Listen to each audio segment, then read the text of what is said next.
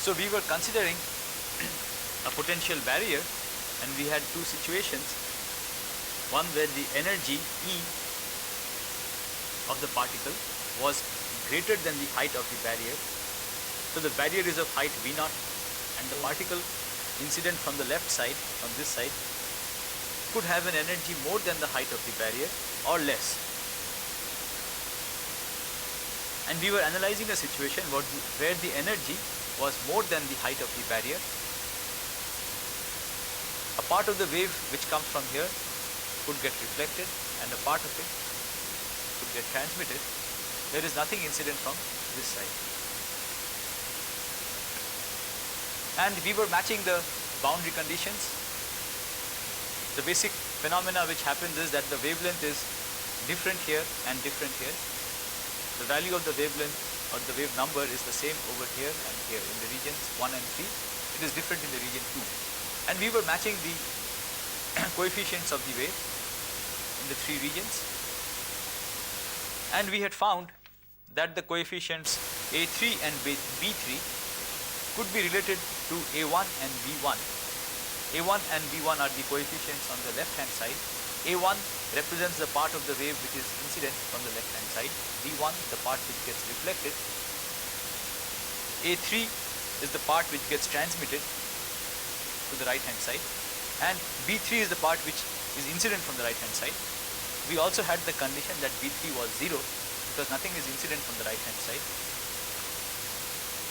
And A3, B3 were related to A1, B1 by these two numbers A and B, where A and B we had worked out what they were, and A had turned out to be this, which is half K2 by K1 e to the power minus I K1A, some number outside, into 1 plus K1 by K2 whole 1 plus K1 by K2 squared into I sin K2A plus K1 by K2 cos K2. And B was I by 2 K2 by K1 e to the power minus I K1A. So this part, except for the I, is exactly the same as this part over here. And here we have 1 minus K1 by K2 squared into cos K2. So these were A and B, and these relate the coefficients. We had also found that setting B3 equal to 0, which represents the fact there are no particles incident from one side of the barrier, told us that B1 and A1 were related as follows, and we also use this to relate A3 and A1. And then we had plugged these into the expression for the reflection coefficient, which tells us the part of the wave getting reflected, part of the probability current which comes out on the left hand side from where the particles are incident, and that was B1 square by A1 square, and that turned out to be the mod of B squared, which is the same as the mod of B star squared, divided by the mod of A squared. And the transmission coefficient, which tells what the part of the probability which gets transmitted, the probability current which gets transmitted, that was A3 mod square by A1 mod square, which was nothing but the mod of A squared minus the mod of B squared, the whole squared, divided by the mod of A squared. So now let us calculate the reflection and transmission coefficient as a function of the wave numbers K1 and K2, and then see how this quantity behaves. So to do this, we have to first calculate the mod of B square by the mod of A square, this ratio. So let us now calculate this ratio, the mod of B square by the mod of A square. So let us look at the expression for A square, A and B once more. This is A and this is B. We have to calculate the mod of this and the mod of this, and take the ratio of the mod of this divided by the mod of this. Now when you take the mod, this number outside, this whole factor over here and this factor over here, the mod of these two factors is the same. So we don't have to bother about these two factors because we are looking at the ratio of the mod of this by the mod of this. So these two factors can be ignored in this rest of the calculation. And we have to take the mod of B and divide it by the mod of this. So the mod of this part is just the square of this, the mod of A squared, the mod of this squared is just the square of this. The mod of A squared is this square plus this square. Okay, so I can directly write down the ratio of mod, there is the reflection coefficient is equal to mod B squared by mod A squared, and this is equal to, so mod B squared is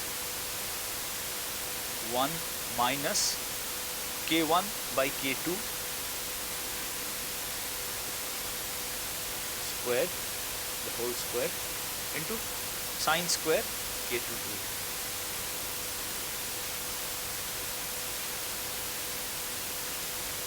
Divided by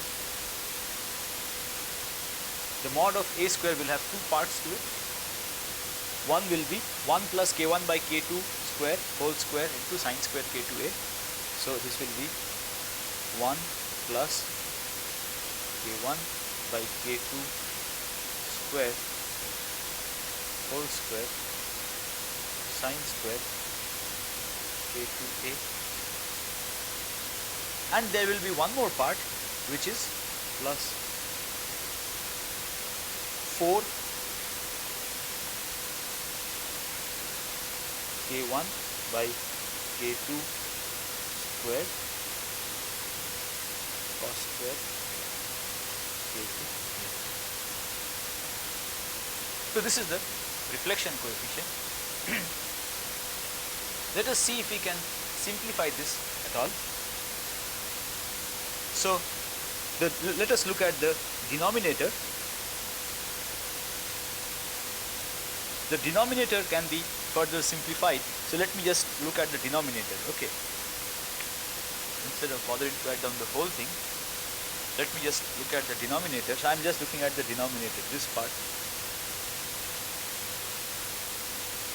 This can be further simplified. So let me do the simplification. So this is 1 plus K1 by K2 square whole square. So I have 1 plus 2 K1 by K2 square plus K1 by K2 to the power of 4, and here I have sine square K2A plus 4 K1 by K2 square cos square K2A.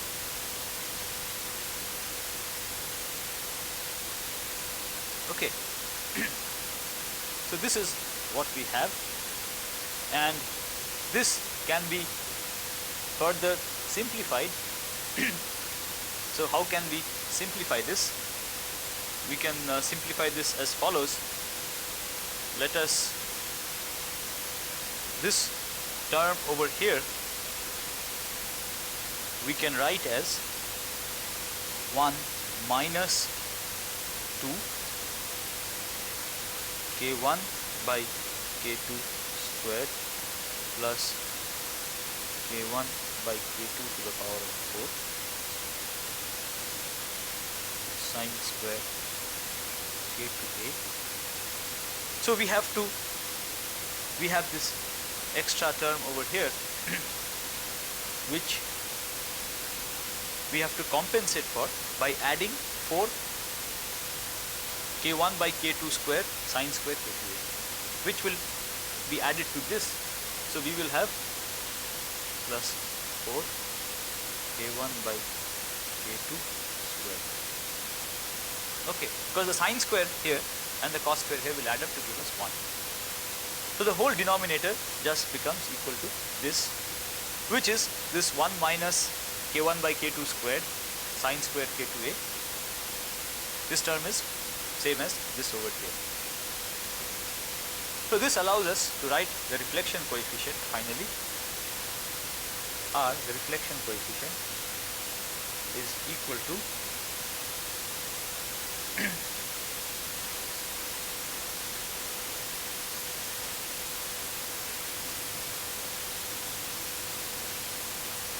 Okay, so the reflection coefficient we can write,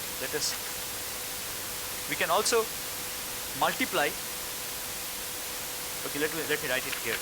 This is just equal to 1 minus k1 by k2 squared whole squared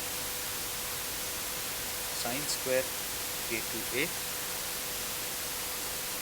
this whole thing divided by 1 minus k1 by k2 whole square sine square k2a plus 4 k1 by k2 squared. Now I can multiply this whole thing on top and in the bottom by k to the power of 4. If I multiply this by k to the power 4 both on top and in the bottom, k2 to the power of 4, then this k2 in the denominator will be gone and I will have a k2 squared here, I will have a k2 squared here, and I will have a k2 squared here. So this can finally be written as k2 squared minus k1 squared sine k2a divided by k2 squared minus k1 squared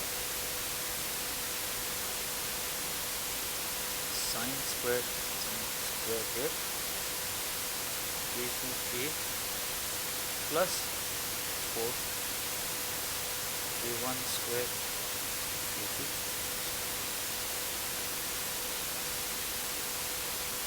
There should be a whole square here. Thank you. And then numerical. Right. Perfect. So this is the reflection coefficient. Okay. And this is how it depends on the wave numbers inside and outside the potential value. Okay. So let us leave this for the time being and go and calculate the transmission coefficient. This is the reflection coefficient R. Let us also calculate the transmission coefficient. So in order to calculate the transmission coefficient, we have to go back to this expression again. T is equal to mod of a square minus mod of b square whole square divided by mod of a square. So we have already, okay, so let us repeat the whole exercise again. So let us calculate first the mod of a square minus the mod of b squared. We have already calculated. In this again, these constant outside will not matter because we are going to take mod, square it, we are going to take mod and then square it and then take the ratios. So both of these constants will again drop out, they don't matter. So we have already calculated the mod of a squared and the mod of b squared. This is the mod of b squared, this is the mod of a squared. So the mod of b squared minus the mod of a squared, this minus this just gives us this factor over here, right? Just gives us, okay, so we are subtracting this whole thing out from this expression.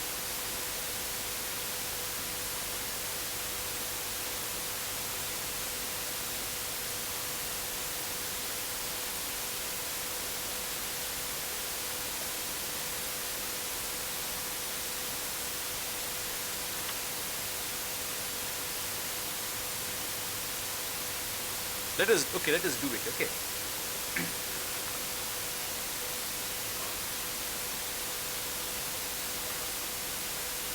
Right. So, okay. So let us just, this is mod of a square, this is mod of a square, right? And this is mod of b square. So what are the terms which will remain? The only terms which will remain is, this part over here, right? The only part which will remain when I subtract this from this, let me do it, okay, it will be simple, it's not very difficult instead of talking about it. So the transmission coefficient is equal to let me just calculate first the mod of a squared minus the mod of b squared. We have forgetting about the coefficient c, which coefficient outside, which is there in both of these and which will get cancelled out when I divide it by the mod of a squared. No, actually in this case the coefficient will not get cancelled out fully.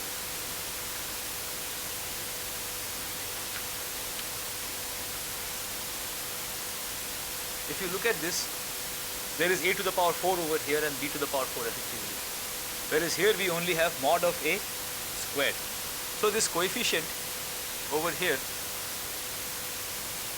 has also got to be retained when we want to do this calculation. So let us do it now. Okay, so let us just put in everything and do the calculation. So let us look at this expression carefully once more. So we have to keep this coefficient, the mod of this squared, and the mod of this squared is 1/4 k2 by k1 squared, that's all. And the mod of this is also 1/4 k2 by k1 squared. So this has got an overall 1/4 k2 by k1 squared outside, and then I have the mod of a squared. The mod of a squared we have already worked out. The mod of a squared is nothing but 1 minus k1 by k2 square the whole square sine square k2a. So this is plus 4 k1 by k2 square, and the minus b square part minus 1 by k1 by k2 square sine square k2a. So this gives us 1/4 k2 by k1 squared into, this cancels with this, and we have 4 k1 by k2 squared, so which is just equal to 4, is just equal to 1, right. So this is just equal to 1, the mod of a square minus b square, and the mod of a squared, you can also use the existing thing which we have already done. So the mod of a square is, there will be a factor of 1/4 outside, 1/4, and then I have k2 by k1 squared, and I have the term which appeared earlier, which is 1 minus k1 by k2 squared the whole square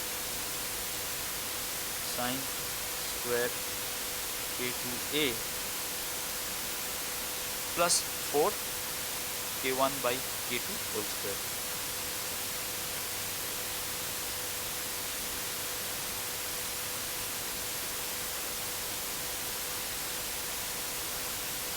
So this also can be easily simplified. So the 1/4 will go inside over here and cancel out this 4 over here, and this k1 k2 by k1 will go inside and multiply with this, and this whole thing will just become a factor of 1. So I have 1, this is the second term over here, and then I have plus this 1/4 over here will now remain inside. So I will have 1/4 and k2 by k1 squared. If I put inside this, if I take it inside, then let us put it here. So this will become, so this will k2 to the power, okay, so this, if I put it inside, then I will have k2 by k1 squared 1 minus k1 by k2 square whole square sine square k2a. Okay.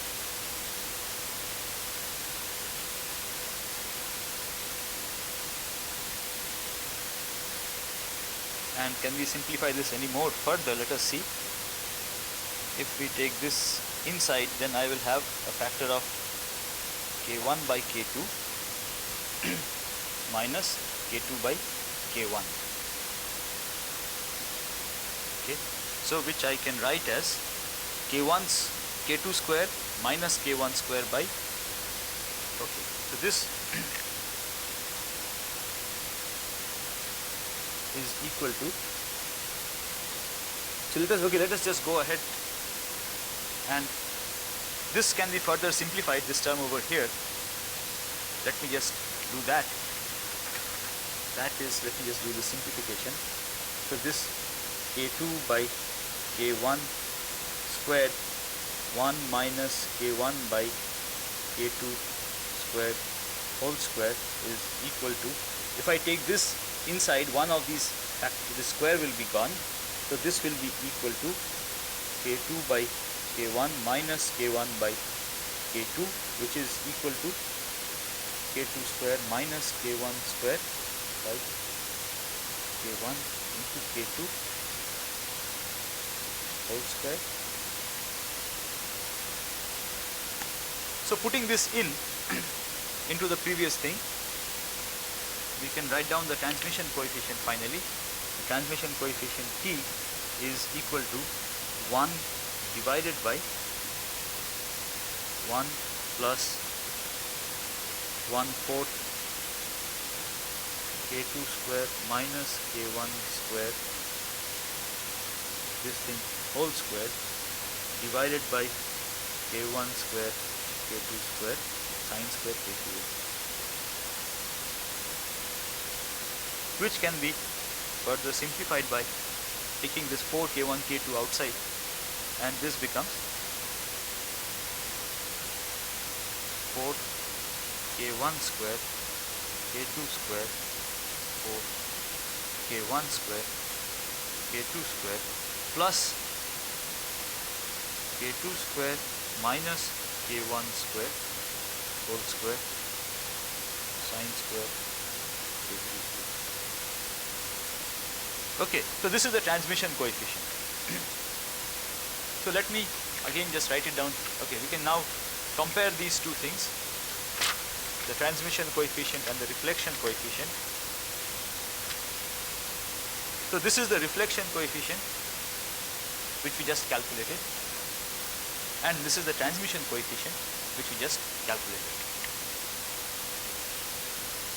Okay, so now let us see what are the properties of these two quantities as we vary k1 and k2. The first thing that you should note is that the reflection coefficient plus the transmission coefficient, the sum of these two is 1, or the total probability is conserved. If I add these two, the sum is equal to 1. The denominators are exactly the same in both of these functions, and the sum of the numerators is exactly equal to the denominator. Okay. So the first property that we have is that the reflection coefficient plus the transmission coefficient, R plus T, is equal to 1. This is a generic feature in all cases. For any potential barrier, any kind of potential step potential barrier, the sum of the reflection and transmission coefficients is always equal to 1. Now let us look at the behavior of the transmission coefficient as we vary the potential, or we could either vary the height of the potential or the width of the potential, or we could vary the energy of the incident particle. Okay. So let us, for the time being, assume that the potential is kept fixed and we vary the energy of the incident particle. How will the transmission coefficient vary if we keep on changing the energy of the incident particle? As I change the energy of the incident particle, this vector k1 and k2, both these vectors are going to change. What is the smallest value which sine square k2a can have? when K2A is equal to 0 or 2 pi or pi or any multiple of pi, then sine square K2A will go to 0. Under such a situation, the transmission coefficient becomes exactly equal to 1. When I change the value of K2A, so when I change the value of K2A, then what happens? Then this quantity over here is going to increase from 0 and the transmission coefficient is going to fall. Okay. So suppose, so let us plot this function. So this function, the transmission coefficient, T, as I change K2, and K2, if you remember, is the square root of the difference of energy and potential into 2m by h cross square. Square root of this is equal to the square root of 2m E minus V by h cross square. And whenever K2 hits n pi, so K2 say starts from 0 and then I have pi and here I have 2 pi, 3 pi, the value goes to 1 and in between the value falls. So this function looks something like this.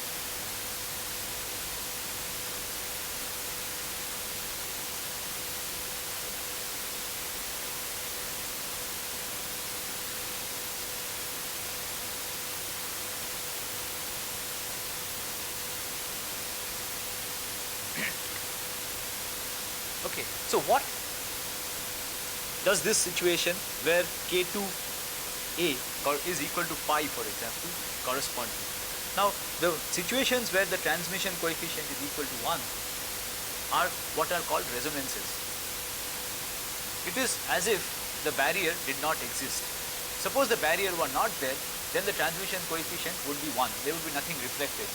If there was no change in potential, everything would just propagate forward. The J, the probability current, would remain unchanged. Because of the potential, a part of it gets reflected. But under certain circumstances, nothing gets reflected because the reflection coefficient is T minus 1. So at these points, when K2 is pi, 2 pi, 3 pi, the reflection coefficient is 0. Nothing gets reflected, everything is transmitted. These are the resonances. And what do these situations correspond to?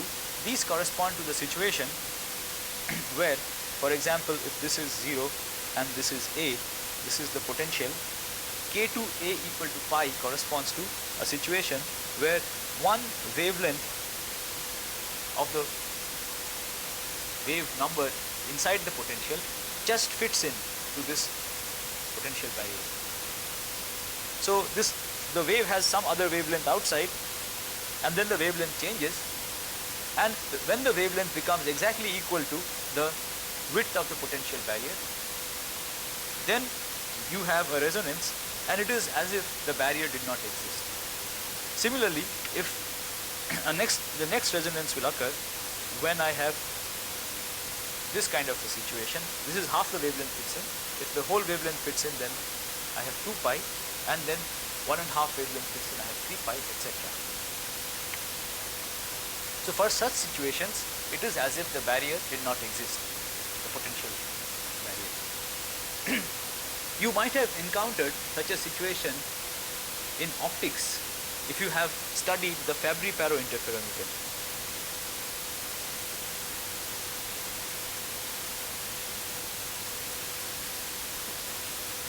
Where the transmission coefficient and reflection coefficient show exactly the same behavior.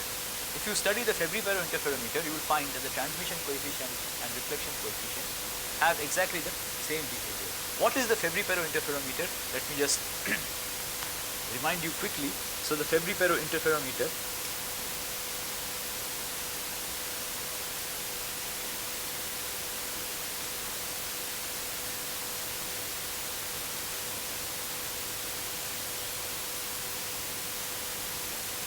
So the Fabry-Perot interferometer, you have two glass plates like this, one here and one here. And you could have some other refractive index inside, or you could have the same refractive index inside, and outside you have vacuum. And light wave is incident from this direction. Every time, so the light wave from here will encounter this glass plate. A part of it will get reflected back, a part of it is transmitted, and then it comes here, and again a part of it is reflected, a part of it is transmitted.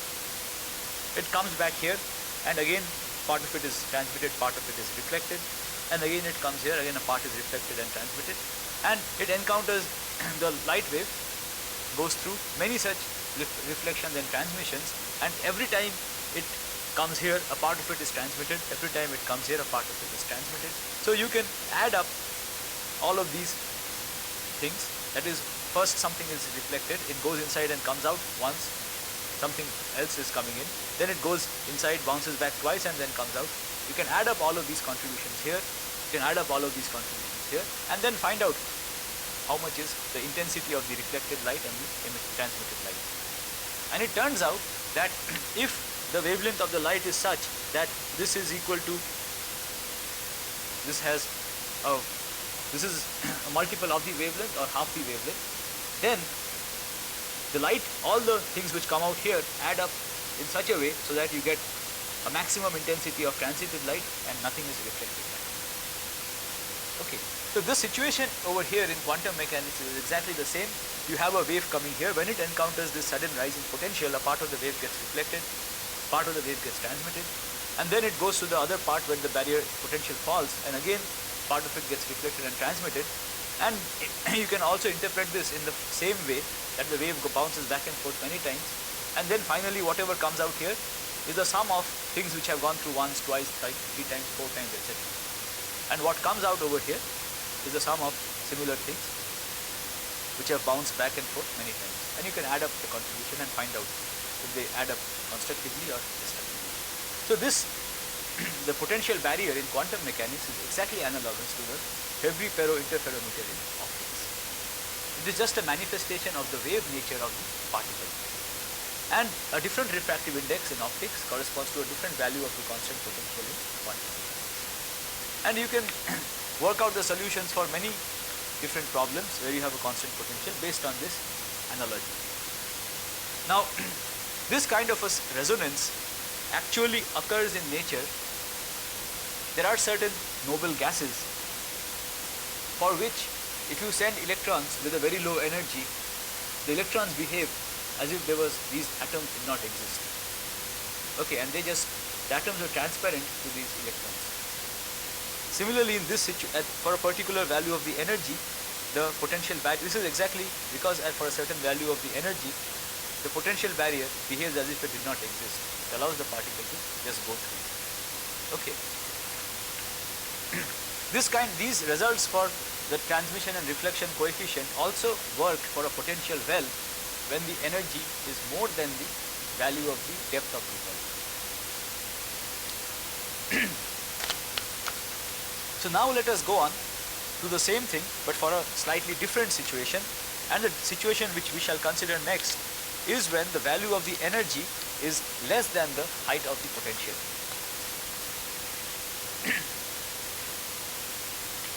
So we have a potential barrier again. Okay. So this is the potential barrier E, and now we are considering the situation where the energy is less than the height of the barrier. When the energy is less than the height of the barrier, the wave function behaves exponentially inside the barrier. It dies down exponentially. But a part of the wave comes out over here with a reduced amplitude, and this part gives us something, a particle having a probability of going across a barrier which has a potential higher than its energy. Classically it is not possible, but in quantum mechanics there is a finite probability for the particle to come out, and this effect is known as tunneling. So it is as if the particle made a tunnel through this barrier, because the particle obviously doesn't have enough energy to cross the barrier. It were as if the particle made a tunnel through this barrier, and then came out onto the other side. So let us also calculate the transmission coefficient and the reflection coefficient in this situation. This can be easily obtained by just considering the transmission and reflection coefficient already calculated. All that we have to do is we have to set K2 is equal to minus I rho. Okay. So let us set K2 to minus I rho and then see what this gives us. So if we set K2 equal to minus I rho, the transmission coefficient is equal to 4 K1 squared, and here I have minus rho squared because K2 squared becomes minus rho squared. Here also I have 4 K1 squared minus rho squared and plus I have K2 squared, which is again minus rho squared, this is minus rho squared, and I have minus K1 squared, this whole squared, and I have sine K2 rho. So let us work out what is sine K2 rho. If I K2a, if I replace the sine K2a is equal to e to the power I K2a minus e to the power minus I K2a by 2i, and if I replace K2 by I rho minus I rho, then this becomes equal to, so I am doing the transformation K2 going to minus I rho. If I do this transformation, then this will become e to the power rho a minus e to the power minus rho a by 2i, and this is equal to sine hyperbolic rho a into minus I. So this is minus I sine hyperbolic rho a, sine h. Okay. So putting this into the transmission coefficient gives us I minus I sine hyperbolic K2a squared, this whole thing squared, and this is equal to, so there is a minus sign over here, a minus sign over here, and there will be one minus sign when I squared I. So the minus sign can be got rid of, and finally I have 4 K1 squared rho squared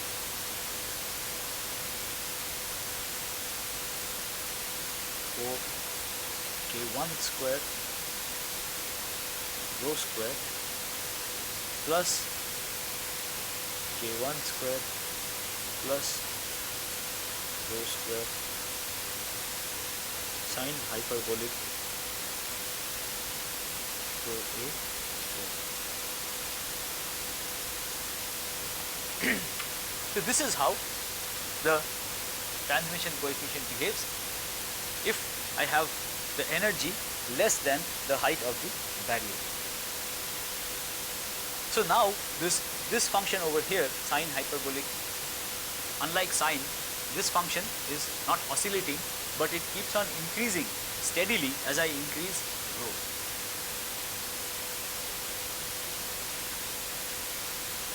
There should be a whole square here. Right. So the point to note is that sine hyperbolic rho a increases as e to the power.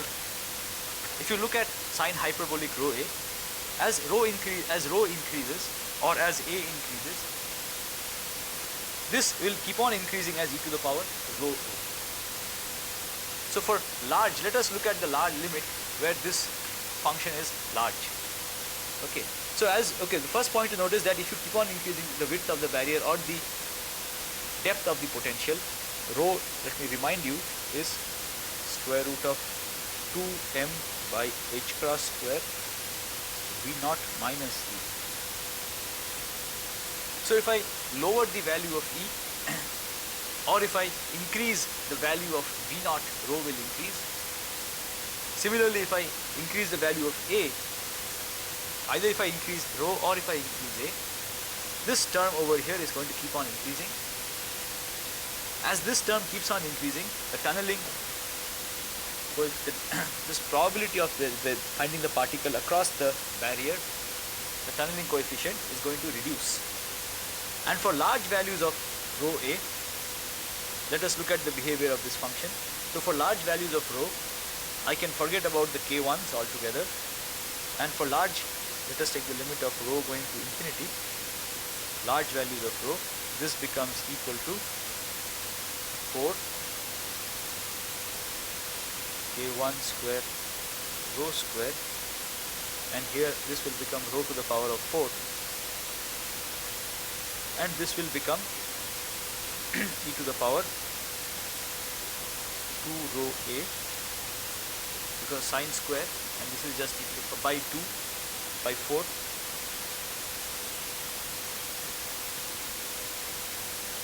Okay, so this will give us 16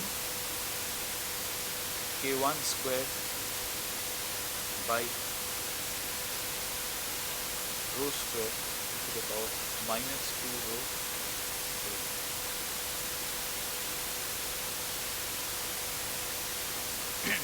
So there are two possibilities. If I keep on increasing rho, making the potential deeper, then the tunneling coefficient keeps on getting smaller and smaller, and it dies down exponentially.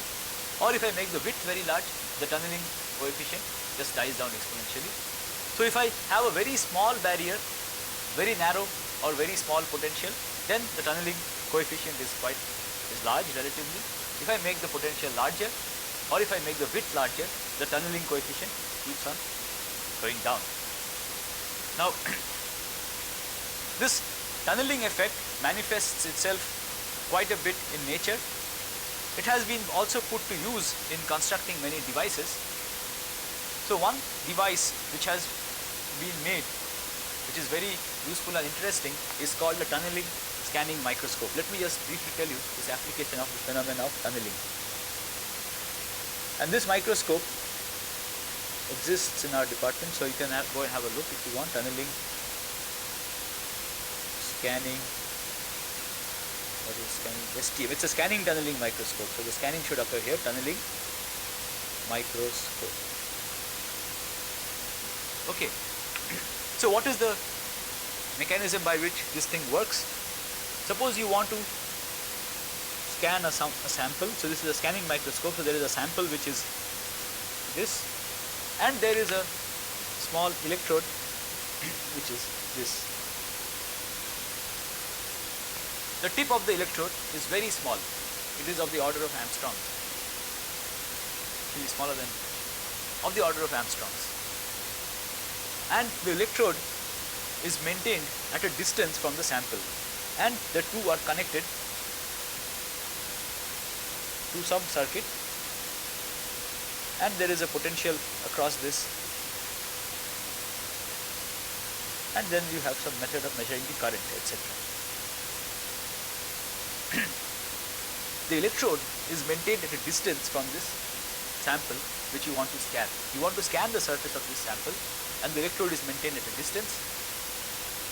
For as you bring the electrode closer and closer, you will get a current between these two. You can model the sample over here as for an electron to leave the sample, the surface of this sample, you have to give it some energy. The electron loses energy if it goes into this electrode over here. The vacuum in between you can model as a potential barrier. So the material inside here, the material which you want to scan, that is at a lower potential than the vacuum, and the electrode over here is also at a lower potential than the vacuum. So to get an electron out of this metal, out of this surface, you have to give it some energy. This is called the work function. This is the work function, W. And when the electron goes into this electrode, it again loses some energy. So that will be the work function for the material of the electrode. So And the work function for this material whose surface you want to scan is known. The work function for the electrode is also known. So you know the depth of the potential on the two sides, and there is a potential barrier in between. You know the height of this potential, you know the width of this potential barrier also, because you can vary the width, the gap between these two. Now this electrode is moved across the sample in such a way so that the current flowing is constant.